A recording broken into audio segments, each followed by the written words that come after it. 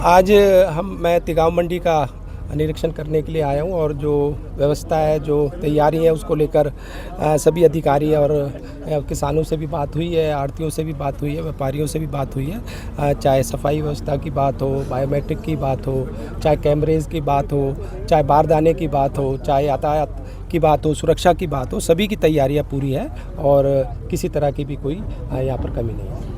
सही रेट पर और सही समय पर जो है किसानों की फसल खरीदी जाए, उसको लेकर सर निरीक्षण को लेकर, समीक्षा को लेकर कोई पॉलिसी बनाई गई है?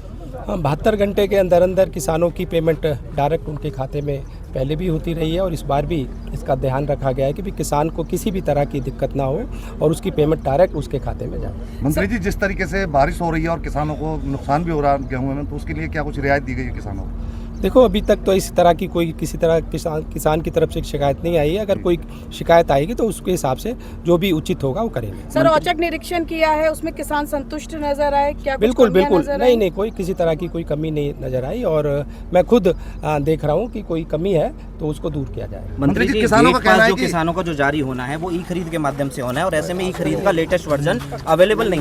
सरकार की तरफ से जो दिशा निर्देश दिए गए हैं, सभी पूरी तरीके से तैयारी की गई है जी। किसानों को किसी भी तरीके की समस्या ना आए उसके लिए हेल्प डेस्क लगाए हुए हैं, ग्रीवेंस कमेटी बनाई हुई है और सुचारू रूप से सुबह से जो भी किसान आ रहे हैं किसी को कोई परेशानी नहीं हो रही, सभी आसानी से गेट पास कर पा रहे हैं। जिस तरीके से इस बार बारिश हुई है, कहीं ना कहीं किसानों को नुकसान भी है और एक नया सिस्टम लागू कर दिया बायोमेट्रिक, ये इस बार से ही लागू है, पहले भी था? ये बायोमेट्रिक अब की पहली बार किया है जी। कुछ गड़बड़ियों को देखते हुए। और रही मौसम की मार की बात, मौसम की मार तो किसानों पे बहुत ज़्यादा है, रात भी बहुत भारी बारिश हुई है, कई जगह ओलावृष्टि हुई है। इसमें गेहूं की क्वालिटी में नुकसान आएगा, लस्टर लॉस की शिकायत आती है जिसको देसी भाषा में बोलते हैं गेहूं की चमक जी। तो इसके लिए भी आगे 2-4 दिन में कोई ना कोई हमें छूट की वो करनी पड़ेगी कि भाई लस्टर लॉस पे FCI वाले परेशानी देते हैं। मंडी में क्या कुछ इंतजाम आते हैं बारिश को लेकर के? मंडी में जो आढ़तियों को दिशा निर्देश दिए गए हैं, सभी के पास पर्याप्त मात्रा में तिरपाल है, सभी के पास कैरेट है जी।